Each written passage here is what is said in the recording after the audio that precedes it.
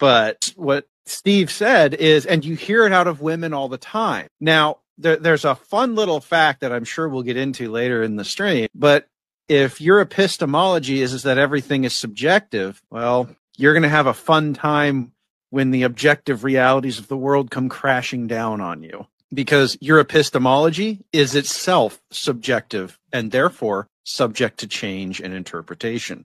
Women cannot have a solid philosophical ground to argue on, which is why they crash out of debates all the time. Well, I don't know where this quote Deals before reels comes from. I'll bring that up again. Cliff High. He's kind of a flaky guy, but really intelligent. Maybe some of you have heard of him.